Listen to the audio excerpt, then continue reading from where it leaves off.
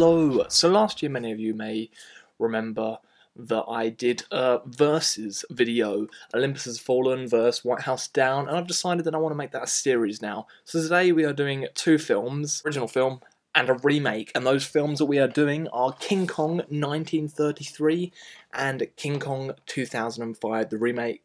Yeah, I just thought with this series, if some of you don't know what it's going to be with the versus videos, is where I compare films. It will be comparing two films that are very similar to each other, and then, or if it will be a film that's an original, and then comparing it to the remake, if there is a remake of it, and I'll also talk about sort of the things that I like about them, or the things that happen in them, the different things they do, or if they are very similar to each other, and just all the different things and stuff they do.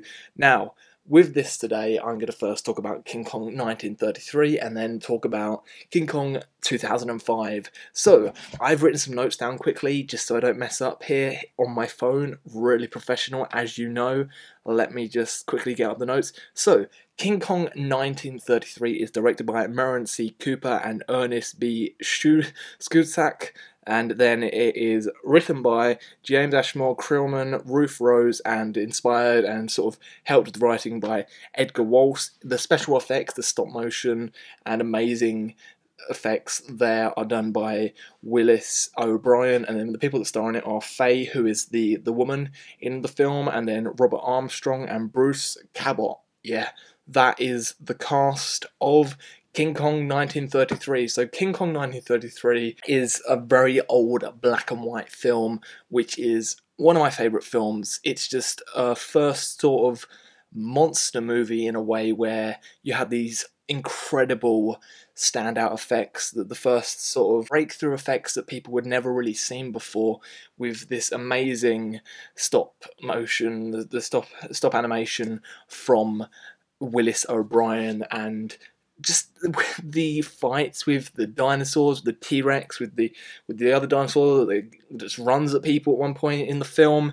It's just all very amazing, and you have this sort of the flying dinosaurs as well. Not the I forgot the name completely there, but not the one that you're thinking. It's sort of a different flying monster, which I forgot. It's quite hard to. It begins with an A and then with an X, and it's all very hard to pronounce. And I'm not going to try and pronounce because I'll probably mess up there completely. But there's many different dinosaurs that are in this, and just King Kong 1933 is a whole lot of fun, and it's just when you see King Kong climbing that Empire State Building at the end, and it's the first time really with a monster movie where you can sort of feel for the monster, you can feel for him, you can understand his feelings for this woman. He just wants to help this woman, and like, wouldn't not completely help her, but it's about a crew going to the island and they wanted to make a film, and then King Kong comes along and now they're going to film all of that, and she gets taken by him, and she sort of doesn't understand him at first but understands his feelings for her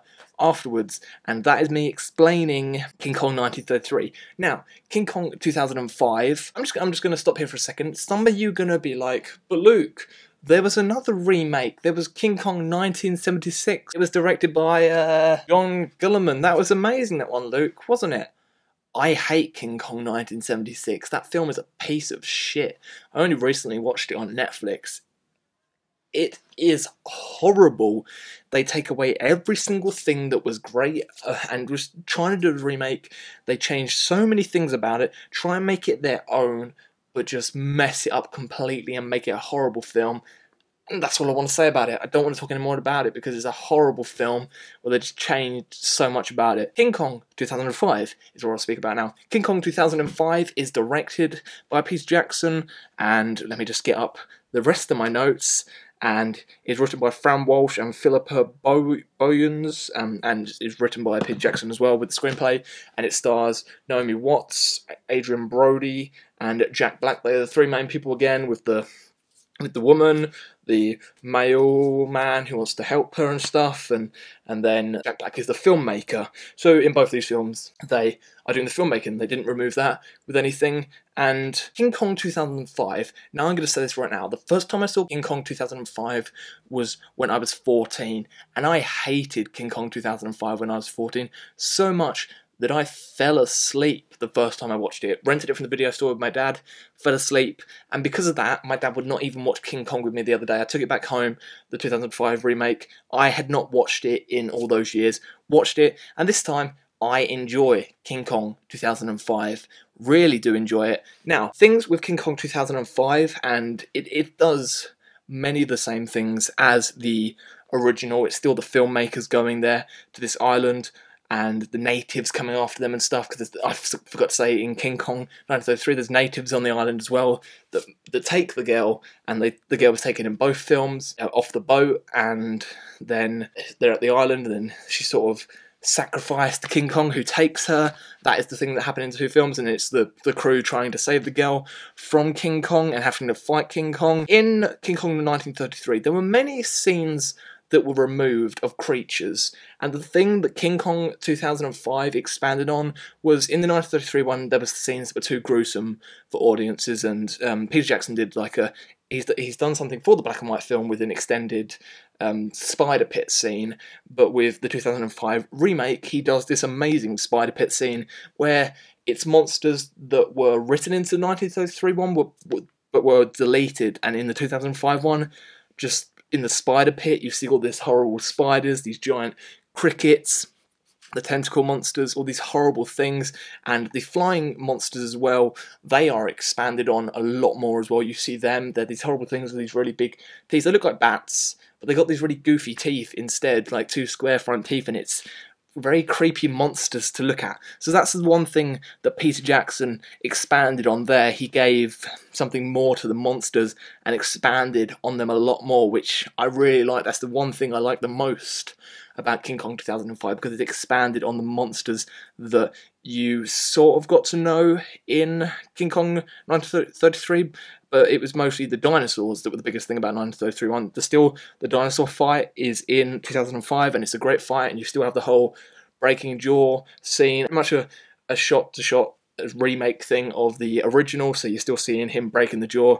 and then testing the jaw. That happened in the 1933 one, happens in the 2005 one, so that's very nice that Peter Jackson still kept in many of the same things. Peter Jackson still kept in many of the same lines.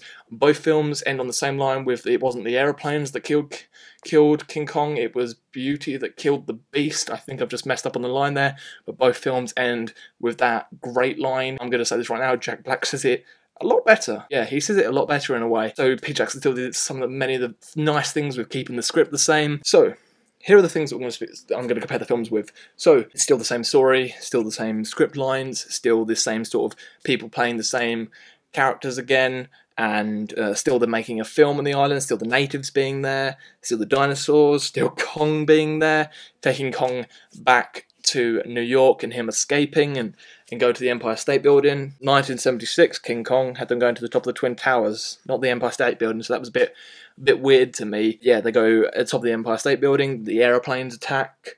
It's a bit more epic in 2005 one. There's the creatures, or the creatures are expanded in the 2005 one, and it ends the same, but which is better? So, King Kong 1933, in my opinion, is better than 2005 because it was just something very original for its time. It's something very nice and something just refreshing about it. It's still great to watch, and it hasn't lost its heart that it still has. It hasn't lost the feeling that it still has after all this time. I can still sit down and I can still absolutely love it. With the remakes of King Kong, they got longer over time. The original is 1 hour and 44 minutes long. If you look at the DVD one, that's 1 hour and 36 minutes long, because of the 1 hour 44 minutes long had stuff that was added. This Blu-ray had stuff that was added into it that wasn't in the original version.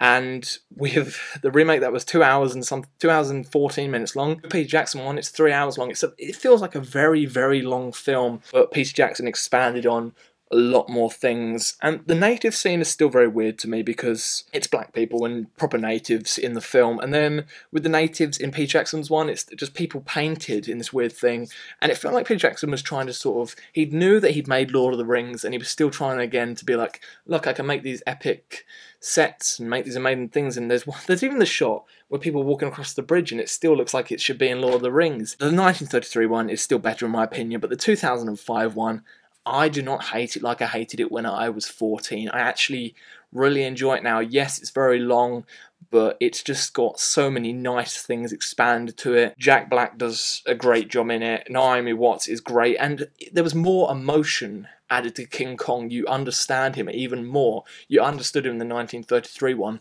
but in the 2005 one, Andy Serkis is King Kong, and they put all stuff on him with the emotions. He went somewhere to actually see gorillas really in the wild, and it's just everything you're seeing on screen is really the motions of how a gorilla would walk around, and that is really, really great there. So special effects are a lot bigger in King Kong 2005 because Peter Jackson can just do incredible effects and get people to do amazing effects, but still in the 1933 one, those are nice practical stop motion effects, and that is really great. King Kong 1933 is better in my opinion. The 2005 one is still a good remake. Now, we didn't really need a remake, but I think Peter Jackson still did a great job. But 1933 one will still be a film that I absolutely enjoy. So, I'm going to ask you all now, which one do you like more? Do you like King Kong 1933 or do you like King Kong 2005? I'm sorry I didn't really explain much about these films, but the only really differences this film has is more of expanding on the creatures. That's more, and understanding King Kong with more with the emotion into the 2005 one. That's the only difference that the 2005 one has with the remaking, but this is a versus video I asked on Facebook. I now have a Facebook page, so you can go and like that down there. The link will be down there, so you can go and like that. But I asked on that page, what would most people like me to do versus of? Most people voted for King Kong. If you really like King Kong 1933, and this whole time you've been leaving off seeing the remake, I'd say go ahead and watch the remake, because I think you'll still have a really great time with it, and it's still a lot of fun. Peter Jackson has made a really great film. My favourite Peter Jackson film still is Brain Dead, and I still think that's one of his best films. I think that is his best film, in my opinion, still. Thank you very much, and I shall see you again very, very soon. Say down in the comments what you would like me to do for this Versus series. I'm also going to be starting another series soon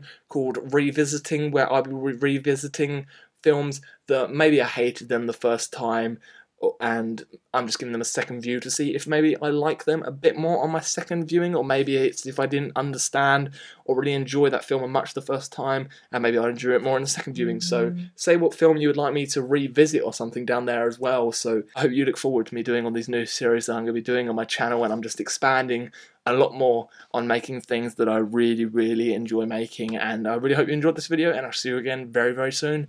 Thank you very much. Goodbye.